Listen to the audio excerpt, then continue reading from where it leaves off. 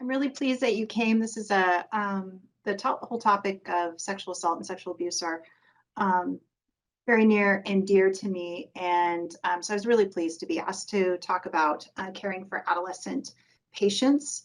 Um, it's a large topic, and I'm going to do my best to give you a good overview of some things that I think are particularly pertinent for all of you. And I know that all of us are coming at this from very different practice sites and different interactions with families and patients. But I think the thing to really understand is all of us interact with families, children, teenagers who have been affected either personally by sexual abuse or sexual assault. For their child, their sibling, parent. It's really something that no matter what your specialty is, no matter what you're doing, this is something that is applicable to all of us. It'll be awesome if I can figure out how to forward there we go. So our objectives today, we're going to talk about some myths and facts regarding adolescent sexual assault, including we will touch on sex trafficking, understanding the steps around how do you get to a sexual assault evaluation with a sexual assault examiner. We'll talk about some pertinent Washington state laws that can cause all kinds of heartburn for parents in particular. And we will discuss ways to support adolescents and their families following sexual assault. I do want to be very cognizant of the fact that this is a very difficult topic for many people because it has touched so many of us. So just be aware that if you need to, I'm not going to see if you leave the presentation. I'm not going to see if you walk away from your screen. Just be aware that this can be very upsetting information for some people. And also, I will be covering a lot of information, and I know that some people may have some questions they would like to ask, and they may like to do it not in the context of being with a big group like this. Some people have already emailed me offline, and so you're welcome to do that if there's a question or a situation you'd like to discuss. So one of the things I did want to cover is actually what is a sexual assault nurse examiner or a SANE nurse, because it is a very unique career that some people do. Not very many people are, there are very few people who are full-time sexual assault nurses because most programs just run on kind of a per diem basis. The other reason why it's not always a great idea to do sexual assault and especially child sexual abuse work full-time is secondary trauma can be pretty significant. But to become a sexual assault nurse, one must be a registered nurse. And sort of the entry point to it, for example, if someone is hired through our program at Harborview, there is a 40-hour didactic training. I'm often involved in providing some of that. Nurses will go through at least 10 proctored cases. If you feel like you need more than that, for people who come in with a lot of experience, it might be less. We have ongoing training through peer reviews and continuing education. There's been some changes in state laws that have expanded coverage for evaluation of strangulation and domestic violence cases by sexual assault nurses. And so we have been receiving additional training in addressing strangulation and documenting that. We also receive specialized training in testifying in court. We do forensic photography. We learn about interviewing, although we are not actually forensic interviewers. That's its own specialty. But we do learn about interviewing people about their assault. A lot of background and training in sexually transmitted infections, specialized examination techniques, and also special populations, which I am always involved in terms of I'm very interested in delivering appropriate care to children and adults with different disabilities. So it's very difficult to answer how common sexual assault is because it is hugely, hugely underreported.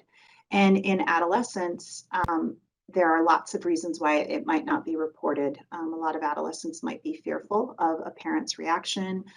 It might be the parent that is assaulting them. They might be worried about the reaction of peers at school. They may not understand that what is happening to them is sexual assault. But our best guess is that over a lifetime, 1 in 4 females and 1 in 5 males experience some sort of unwanted sexual touching. And we know that these rates tend to be higher among transgender people, and definitely a lot of transgender adolescents will have family members that will put them out of their house. They may wind up living homeless on the street and may wind up in situations that put them at higher risk for sexual assault. We feel that less than 10% of all sexual assaults are reported. I know that when I meet with patients in the hospital, it's very common that they have some previous history of sexual assault or sexual abuse, and they very often have never reported it before.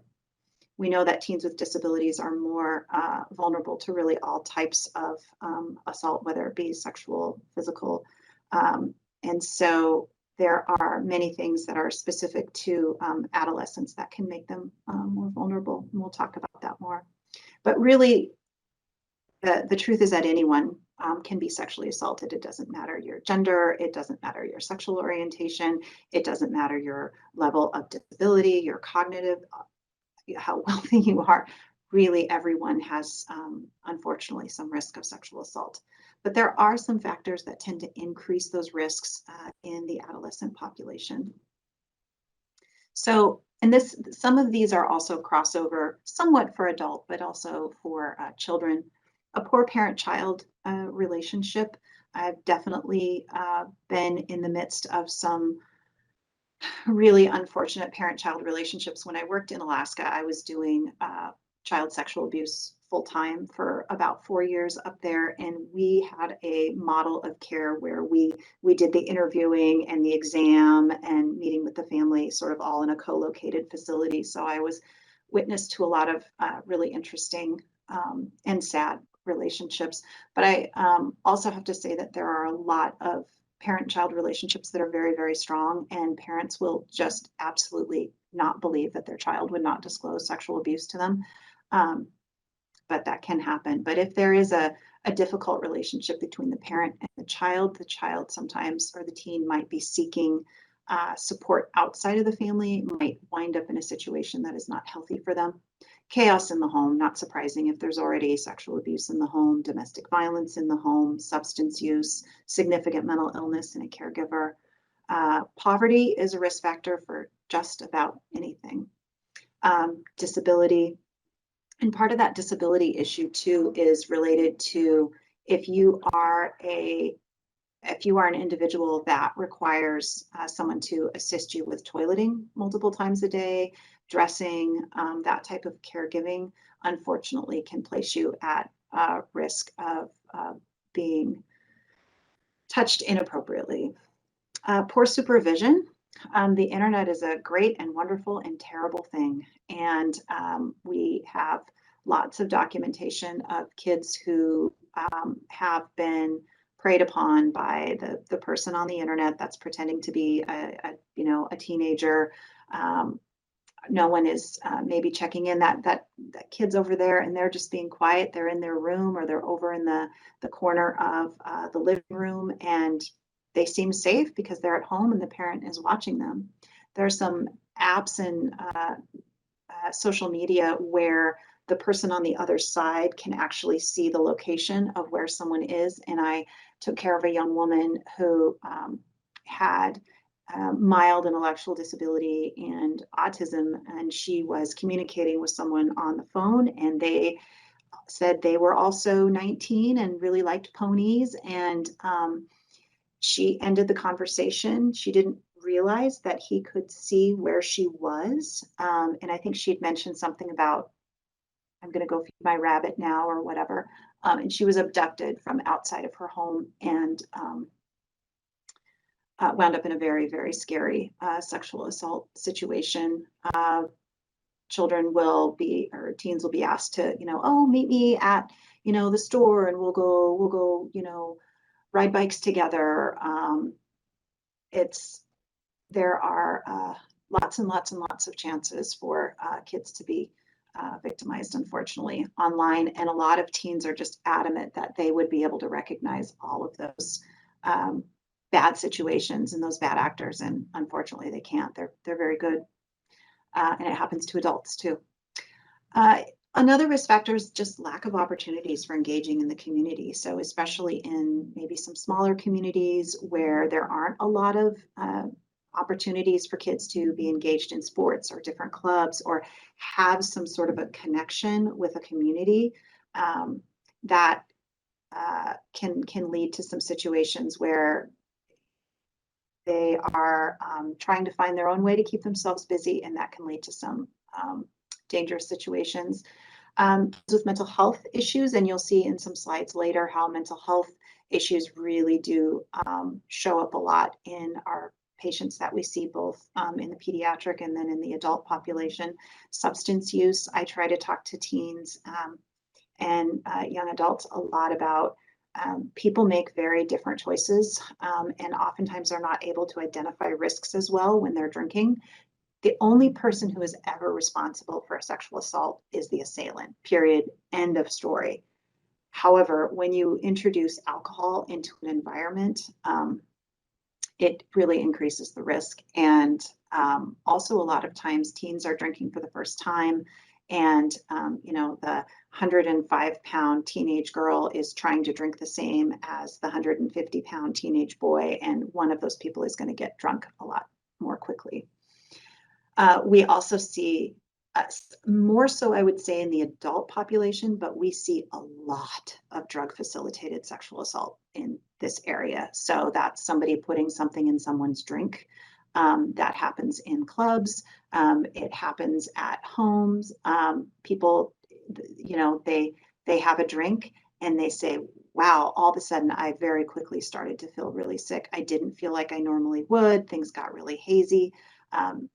I see drug-facilitated sexual assault every month, more than once, for sure.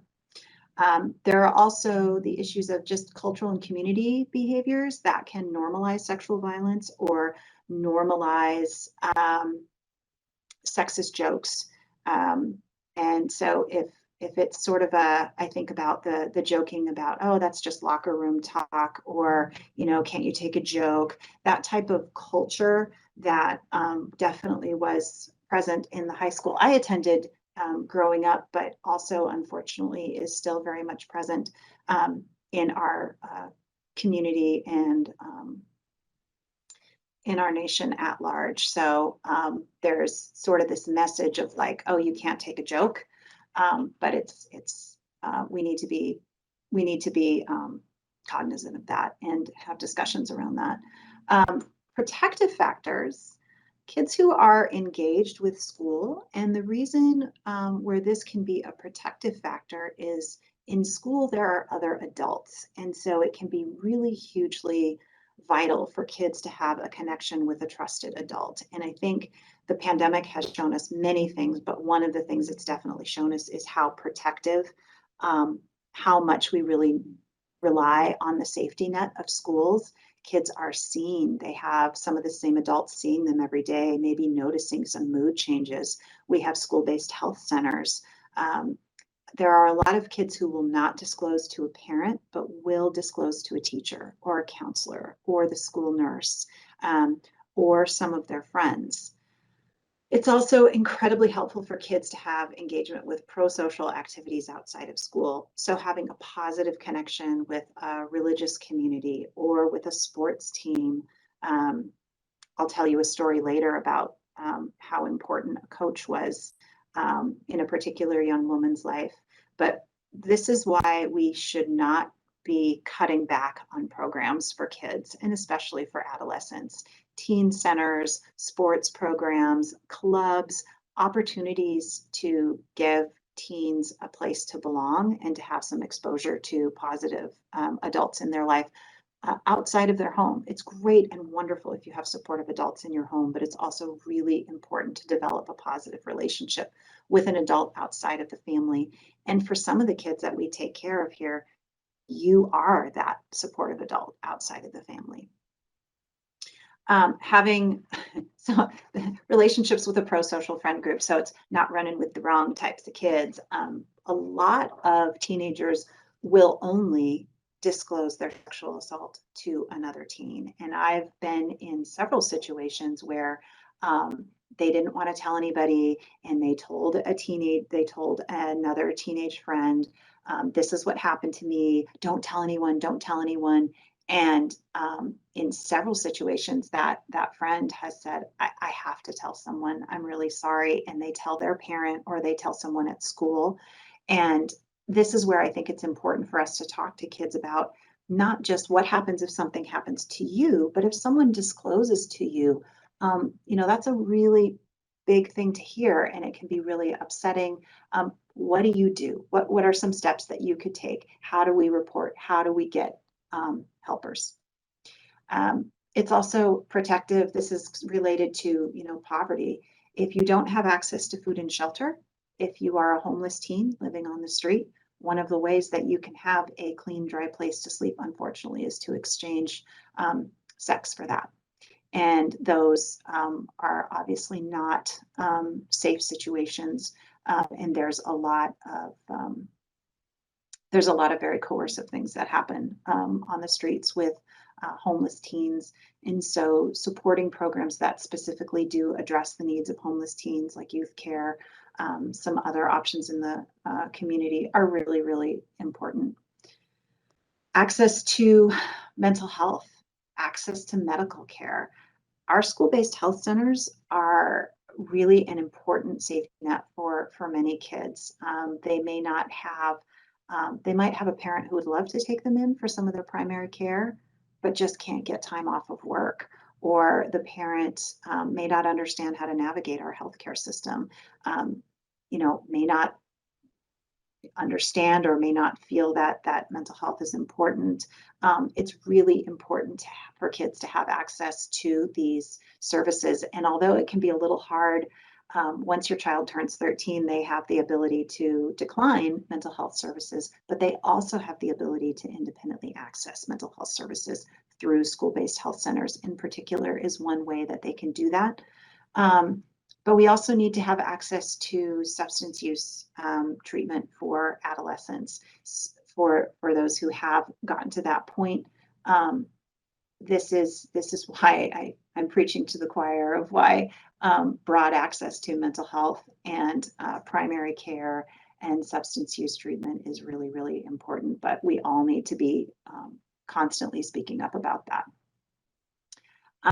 Cultural and community norms that support safety. A culture or a community that says it's okay to talk about these things. It's okay to talk about contraception. It's okay to have, scientifically backed sex education in schools, encouraging families to have conversations with kids, but also knowing that kids benefit from having that conversation, perhaps with a trusted adult in a school environment or with a medical provider, but just making it okay to disclose and talk about these things. So if you are in a situation where someone has disclosed that they have experienced a sexual assault, what happens next? So there is a time in terms of having an actual sexual assault evaluation, like in an emergency room with a sexual assault nurse examiner. We provide that care if it has happened within the last 120 hours, so 5 days. And the reason for that is kind of the outer edge of when we might obtain some DNA evidence. If someone was sexually abused or sexually assaulted 2 weeks ago, it doesn't mean they don't need care. It just means that we're not going to do evidence collection. So you could still go to an emergency room, but you might also want to take that person who's greater than 5 days out and talk to their pediatrician, or you can always contact the Harborview Abuse and Trauma Center, or the King County Sexual Assault Resource Center. KSARC is also another option. Providence has a very big center up in Everett that also addresses this issue. But at Harborview, our mission is envisioning a world that is free of violence, quite aspirational, and one where survivors of trauma will always be supported in their recovery. So our program, we run a 24/7, 365 sexual assault response team that comes out to various hospitals, but we also have a really extensive counseling department that works with children and adults. And then we also work very, very closely with prosecutors and law enforcement. So the program that I work with through Harborview, what we do is we usually have two nurses on call. We usually have sort of a south person and a north person, and we split up hospital coverage for 12-hour shifts. So we cover Seattle Children's, Harborview, University of Washington Montlake, Swedish First Hill, Virginia Mason in Seattle, and Valley Medical Center. So we are Harborview employees that are then deployed to all of these different facilities. Providence Everett is generally the busiest adult sexual assault program in the state. And so they also provide a lot of services for children. Tacoma General has a program, and there's a collection of different programs. Not all hospitals have the capacity to offer sexual assault care 24/7, and that is not a possibility in most of the state. So there will be several hospitals that may have sent some of their emergency department nurses for SANE training, but they might be a small hospital that only has maybe 5 patients a year. And if you have only 1 or 2 cases a year, it's hard to sort of maintain your skills. So the legislature supported, we made it through the first kind of iteration of it, and then we'll be starting it again. We have a telesane project where experienced sexual assault nurses, thus far only from Harborview, we contracted with 10 different rural hospitals across the state, so that if there was someone who maybe had some SANE training but had a patient present for care and really wanted to have someone to consult with right then about how should I pursue this case, talk me through evidence I should collect, prophylactic medications, we would be available for them in a timely manner through telehealth. So care provided by a qualified SANE is really difficult to obtain in some parts of the state. And then there are lots of SANEs who are quite comfortable working with adults, but not a lot who are comfortable or have a lot of experience or chance to become familiar caring for pediatric patients. So quite a few of them do end up coming to Children's for care. So the process in general, if someone presents after an acute sexual assault, is they come to an ED. Hopefully it's going to be an ED that has sexual assault services. If you go to Swedish Ballard, you cannot have a sexual assault exam there. You could receive prophylactic medications, but nobody is going to be collecting evidence at Swedish Ballard, for example. So you come to an emergency room less than 5 days after an assault. In the ideal circumstance, there's going to be a trained social worker who can talk with the family, talk with the teen, assess whether or not they are ready to go through with an exam. Sexual assaults in people under 18 have to be reported to law enforcement, but nobody is ever forced to have an exam. So sometimes that can be really frustrating, both for medical providers and sometimes for parents of like, no, they need to have this exam. This needs to be done. But we are not in the business of forcing anybody to have an exam. Before we are called into these situations, there needs to be medical clearance for the patient. Usually in adolescent and pediatric patients, there usually isn't too much else going on medically, but it is pretty common that there may be some more severe injuries or other medical conditions with adults. But they do have at least basic medical clearance exam. We are, for pediatric patients, there is always some consultation with the scan team here before we are called in to see patients. And then we are paged. I wake up, get out of bed, and we have to report within 40 minutes. Law enforcement and CPS are involved in the majority. Law enforcement is pretty much always going to be involved, and CPS is going to be involved if it is an issue of child protection. So if it is the teenager's boyfriend that assaulted someone and the parents are being protective, CPS is not involved in that case, but law enforcement would be. SANE is called in, perform the exam, collect evidence, talk with the family. We help arrange follow-up care and access to counseling. Anyone, any age who presents to an emergency department in the state of Washington, regardless of whether or not they make a police report. So police reports are always going to be made for these child and teen patients. But if you are an adult and you come in and you want to have a sexual assault evaluation, maybe collect evidence, not sure if you're going to make a police report, you will have your care covered by crime victims compensation. So you're not going to get a great big emergency department bill. So if someone is worried about presenting for care because it might be really expensive, it will be covered by crime victims compensation. That is not the situation in other states. There are some states where the only time it is covered, so it might be covered in some states by a particular police department. There are some situations where the police make the decision about whether or not you have a valid sexual assault complaint, and they hold the purse strings as to whether or not your care is covered. So I'm glad we live in Washington.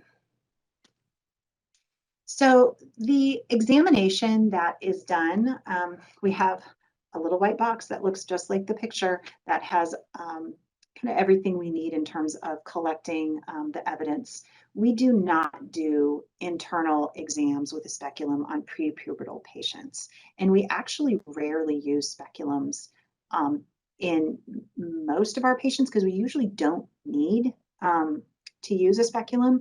The way and what we need to be collecting for evidence and how it is collected usually does not require a speculum. So sometimes that's a real fear, and I always try to clear that up really quickly with families that I'm not going to put a speculum in your 2-year-old. I'm not going to put a speculum in your 13-year-old who doesn't have any previous history of sexual experience. So we do a head-to-toe examination. We do not just burst into the room and start looking at genitals. Really with I'm seeing a lot of different kids at a lot of different developmental stages, and teens who are, a lot of people when they're very, very scared, kids may sort of kind of regress and become a little bit younger, or they might be really fearful. We have a lot of teens that we're seeing that maybe have history of mental health issues, history of different disability. They might be really freaked out and anxious about what their peers are going to think, what their parents are going to think.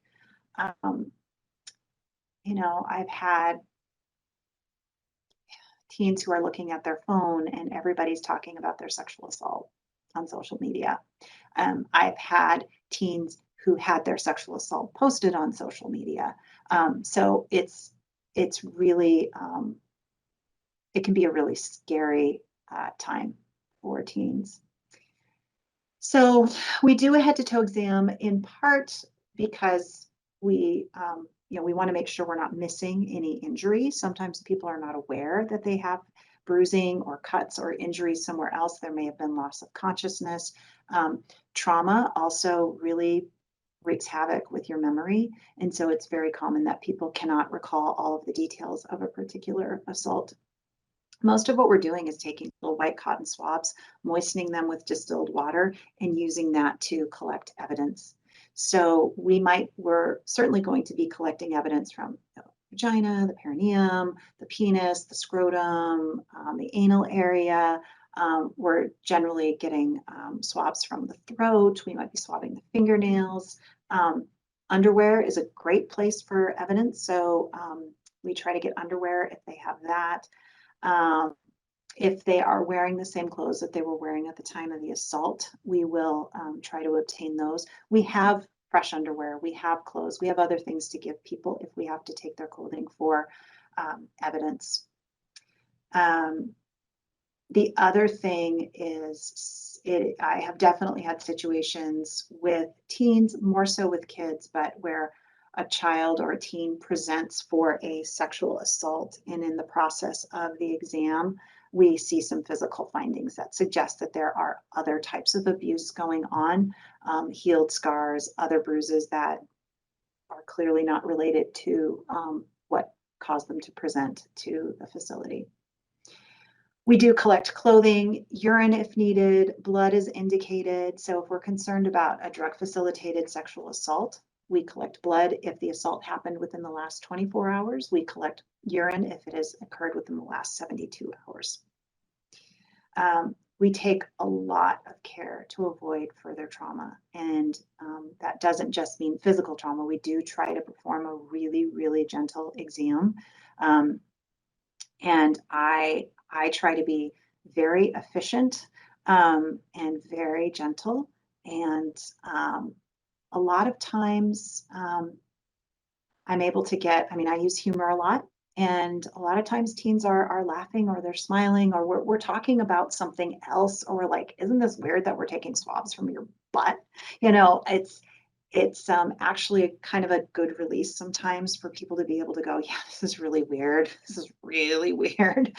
And I don't want any patient to feel like the sexual assault patient, because it doesn't define them. That is why they're there today. And I try to say to teens, like, it was just really nice meeting you. I really enjoyed talking to you. I'm sorry it was in this circumstance, but I just want you to know that I really appreciated talking to you today. So I think this particular practice allows a lot of independence in care for a registered nurse. There isn't a physician in the room with us. We're providing this care largely independently, and then reporting back to an attending provider after. But for the most part, sexual assault nurses are saying, this is what we'd recommend for prophylaxis or testing. This is why we would or wouldn't. And we try to be really careful about, we don't bring in a bunch of people to say, oh, here's the genital exam, now you can see the injury. We don't do that. If we need to show photos to someone outside of the room, we could do that, but we really take great care to make sure that only the people that the teen wants in the room with them are in the room, and that we're doing everything we can to avoid making this situation worse. So I think it can be really interesting for people to know more about who is offending on teens. And so I don't have this completely pulled out. This is not pulled out to adolescents. We obviously see a lot of young children at Seattle Children's, but in 2020, you can look at, for all of the patients that we saw here at Children's, you will see that, not surprising, like 30, a good third of people who were offending on children were either a parent or a family member. So child sexual abuse, and to a great extent also abuse of adolescents, is based on where is the access, who has access to that person. We don't have a lot of married people coming to Children's, but that 2% of spouse, partner, or it could be an ex-boyfriend or ex-girlfriend that could be assaulting. Stranger, so the differentiation between an acquaintance is someone, like an acquaintance that you have known less than 24 hours, could be someone you met at a party and you talked a little bit, and then later you discovered you woke up in their bed and clearly something had happened. That's an acquaintance that you've known less than 24 hours. Stranger is stranger. Either you have no idea who or what happened. So a situation of waking up after a party and something happened, your clothes are disarray, you have genital symptoms, you feel like something happened, but you have no idea who did it. That would be a stranger. We don't see a lot of the creepy guy down at the end of the road that grabbed me and pulled me into the bushes. That is not a common scenario. People are usually assaulted by someone they know. So risk factors that we saw sort of across the board at Children's, and you have to, all of these would be higher if we were, these percentages would be higher if we were just looking at adolescents, but I don't have that pulled up because we see a lot of 1, 2, 3, 4, 5-year-olds too. But across the board, even in that pediatric population, a third of them have a mental health condition. So I think that's really significant. 4% were homeless, and 17% had some sort of substance use reported. And the mental health condition, that's if we see evidence of that in the chart or it is reported by the parent or the child. So that's also an underreporting. In comparison, if we look at the relationship to offender for all of the sites that we serve, so looking at Harborview and UW-Montlake and Valley and Swedish, it starts to change a little bit, little higher on the stranger thing, but I will tell you that a good percentage of that is the person waking up in a bed that has no idea who or what. So it may well be that it wasn't a stranger and that it was someone that they knew. The percentage of family member goes quite a ways down, but a lot of these are, acquaintance more than 24 hours. That's a friend. That's well over a third. So people know, by and large, people know the people who have assaulted them. And then when you start looking at risk factors, 94% have a mental health condition. So the importance of having access to pediatric mental health, we can't beat that drum hard enough, and we can't beat it loud enough. It really does. It really does. It is very much intertwined with adverse experiences in life. Substance use is huge. In the adolescent population, it overwhelmingly is alcohol. And then in the adult population, lots of alcohol. We see lots and lots and lots of meth. And then almost half are homeless. So we see a whole lot of people that have all of this going on. Not just at Harborview, but also at all of the other hospitals that we respond to. And if you look up in the corner of this slide, it combines. So half of the people had mental health and a substance use condition, 37% mental health and homeless, and 1 out of 5 had all 3 of them together.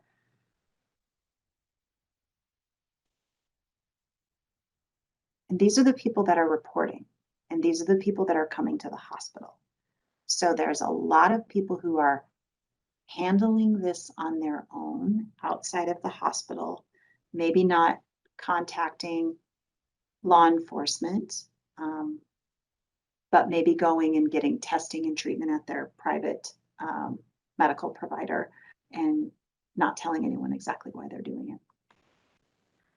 Okay, we're going to move on next to talking about sex trafficking. And I have a video that I believe is queued up. We can play that. Hey, where you headed? You ladies from around here? Actually, I'm from Florida. Are we paying you to talk or to drive? My bad.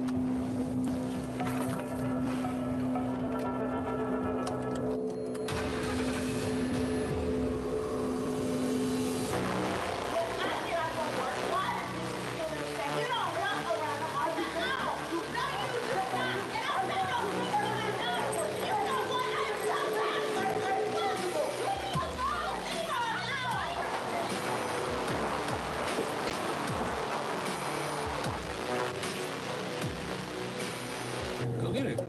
Not her. She's going to make us some money. Are you hungry? My man takes great care of us.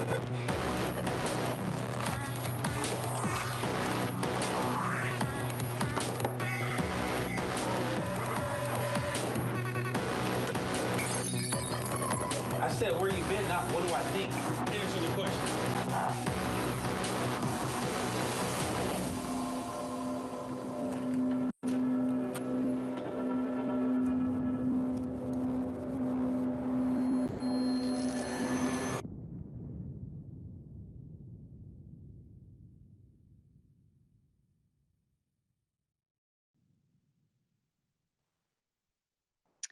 This particular public service announcement, they actually have a few different ones. That's obviously about teen sex trafficking. They have some that are about agricultural trafficking, domestic trafficking. They're all really good.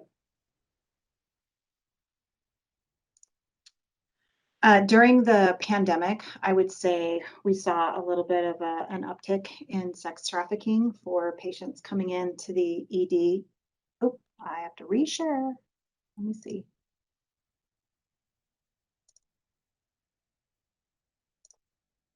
All right, are we back? Good. During the pandemic, we started to see more people presenting to the emergency room, I would say adolescents with sex trafficking, not being in school, not having as much, people were not watching as closely. There was a lot more free time. There were a lot more stressors. It was kind of a great time for people with really bad intentions to do a lot of really bad things. So we saw a lot darker cases.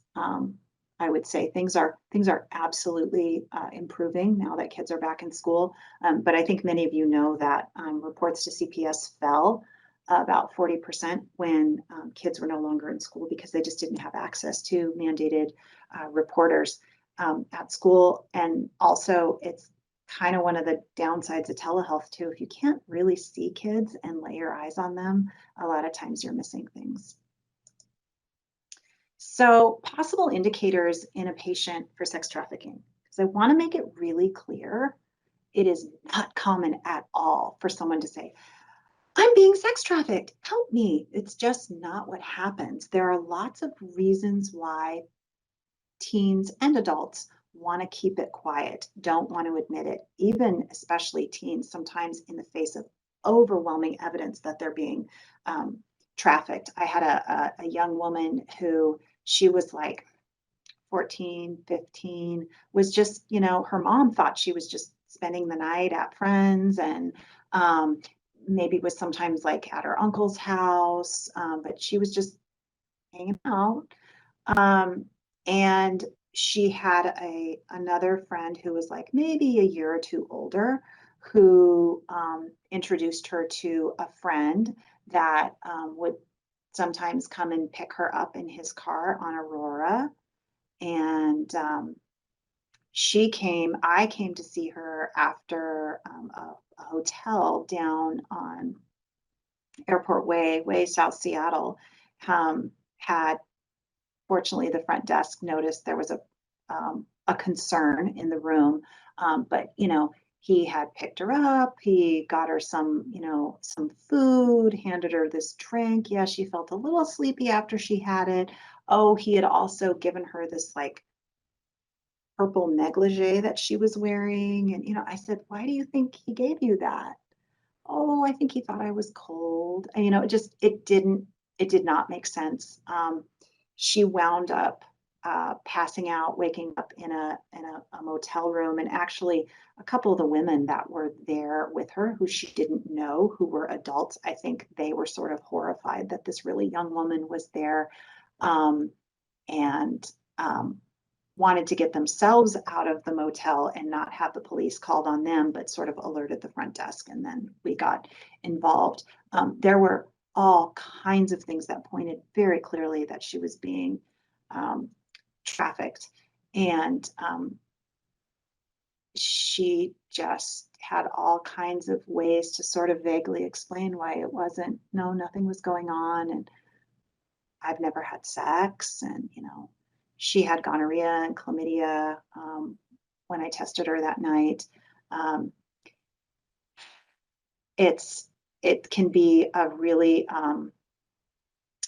if this is the way that people get a teen maybe feels like this person pays some attention to me. This is the only way I can make money. This is what my friends are doing, or I'm scared. I'm too scared to get out of this. Or what frequently happens is there are drugs involved. And so now you've become addicted to something, and this person will keep you supplied with drugs so that you don't feel sick and start coming off of them. But what you have to give in exchange is pretty terrifying. The other thing too is that they will take videos or photos and say, I've got all this, I've got all this. I'll show you the videos I have of you doing these things to people, and I'm going to share it with your friends. I'm going to send it to your parents. And it's terrifying. It's really scary. So there's a lot of fear and control. So possible indicators that you could see might be some unexplained injuries. Most of us know how we're going to get we have a black eye. Most of us know how we got it. Unexplained bruises, a lot of hickeys that don't really make sense. Evidence of a really controlling or dominating relationship, particularly with an older partner. That, of course, may just be its own independent problem and not sex trafficking, but it's concerning behavior. Gosh, all of a sudden you've got really nice new phone. It's particularly common that a trafficker wants to be able to really get in contact with one of the victims easily. So they're going to make sure they have a way. So maybe maybe they have their own phone that maybe their parents got them, but then they have this whole other phone that the trafficker uses. Signs that a teen might be lying about their age.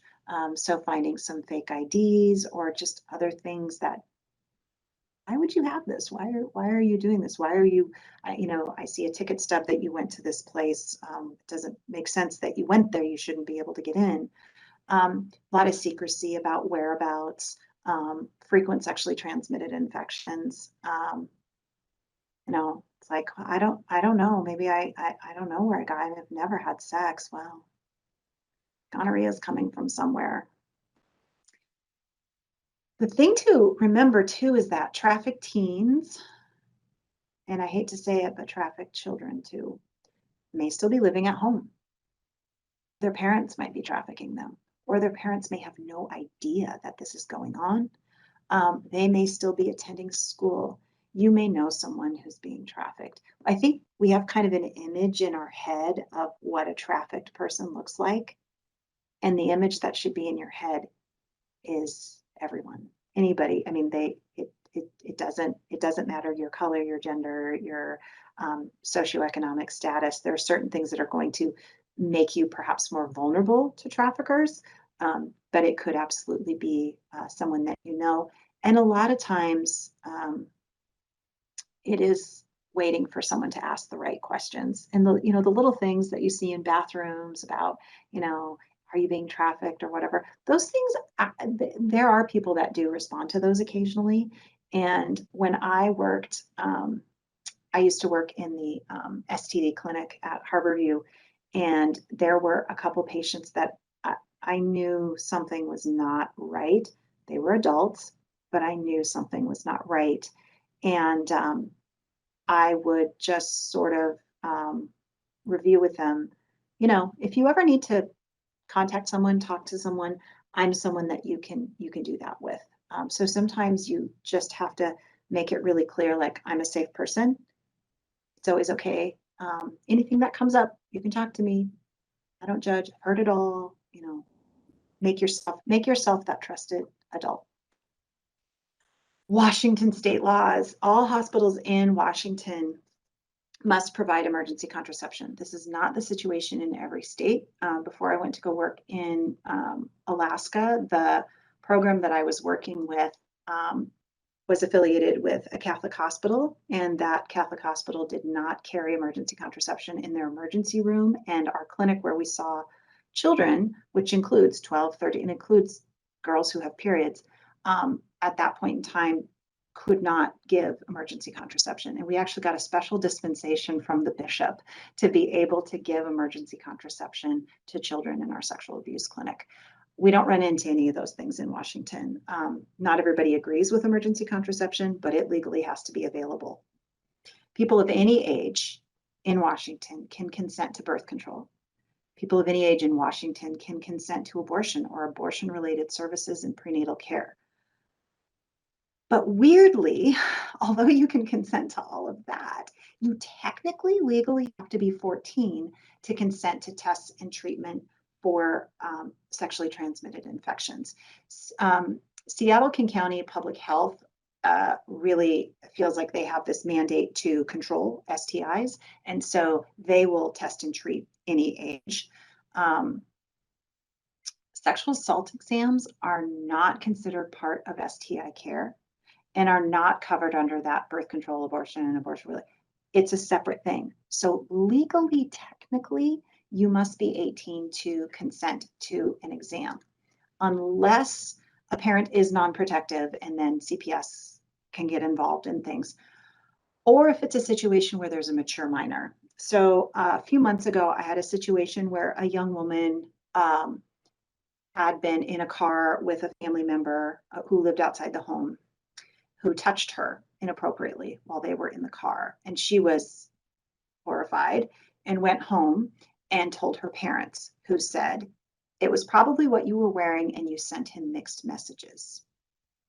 So then she is later getting ready to go to sports practice really early in the morning, and he's hiding in her car in front of their home. He sexually assaults her.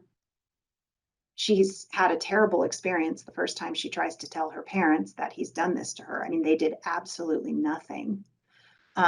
So she disclosed to a friend, and the friend said, we need to tell our coach. And so it was the coach and his wife who brought her into the emergency room.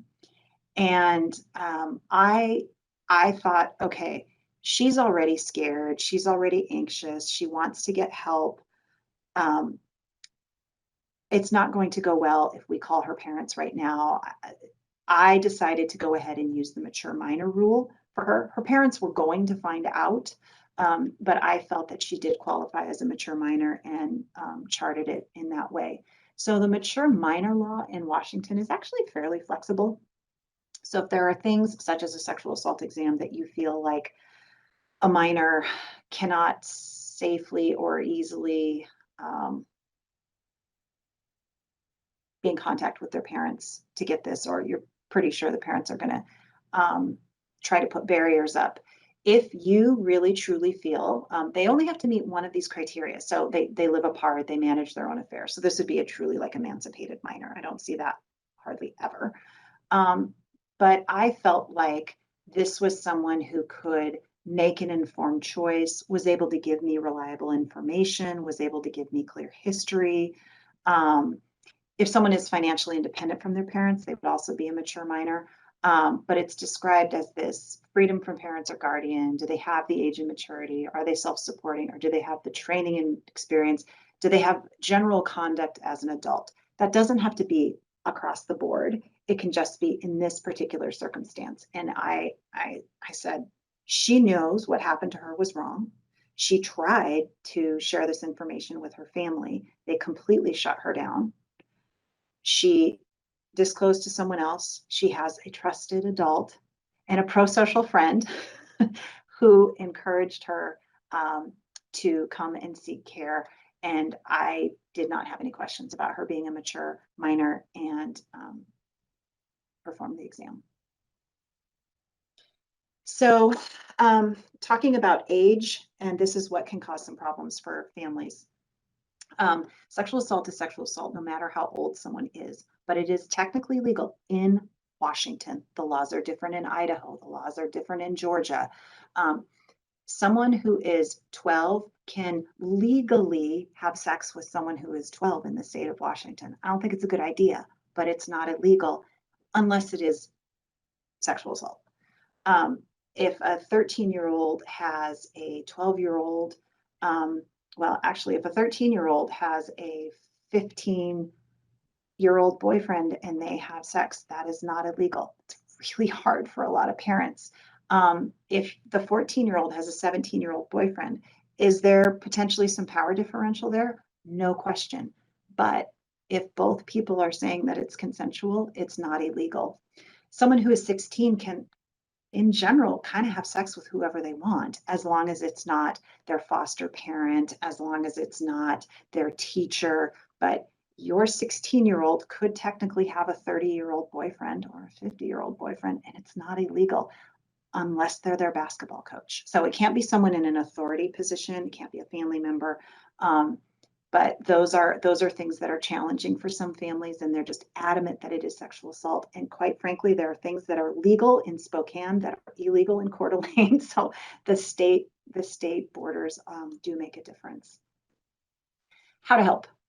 So when you're working with kids, when you're working with teens, that teenage brain is still developing and can be much more vulnerable to the effects of trauma. Trauma impacts memory. It can affect the recall of events. It can really impact daytime function. This is the same for adults, but it's definitely an issue for kids. It's really important to just make yourself available. I'm someone you can talk to anytime. Anytime you want to come and talk to me, I'm here. It's okay if you find out someone's been sexually assaulted. It's hard not to want to leap to the rescue and make all these suggestions. It's great to let a teen know about resources available to them, but don't force them to seek specific care. Know what your local resources are. Be honest about the fact that you are a mandated reporter. The whole, I don't want to mess up my rapport with the family, no, you are a mandated reporter, and those laws exist for a reason. Don't make assumptions about who gets assaulted or who assaults whom. Men can be assaulted by women. Encourage family and friends to care for themselves. The secondary trauma of having a child or a teen or a sibling who's been assaulted can be really significant. And we should all be working to promote a culture that is safe and positive for everyone to discuss these issues, and be brave in discussing these issues at work, at home, and in your community. I did it. If you do have any questions that come up after, you are more than welcome to contact me privately. I really appreciate everyone's attention and attendance. Thank you. Thank you so much, Julia. There's a couple of questions that came in while you were speaking. I think you responded to one. I'm just going to read it out loud in case folks didn't see it. I wonder if the stats that were just shared as far as the the relationship to the offender included walk-in clinic or teens such as King County Eastgate Clinic. And you responded, they don't. Yeah. Yes. And then there's another question. Julia, I know this is not true, but I'm wondering if you can address, based on experience, how often you see victims of sexual assaults that happen in locker rooms or bathrooms where trans and non-binary youth are the perpetrators. Again, it's a myth perpetrated by certain groups, and all the data shows that transgender and non-binary youth are by and large the victims, not the perpetrators. I've been doing this for 20 years, and I've taken care of a few thousand patients for this, and the number is 0. Yeah. Yes, thank you.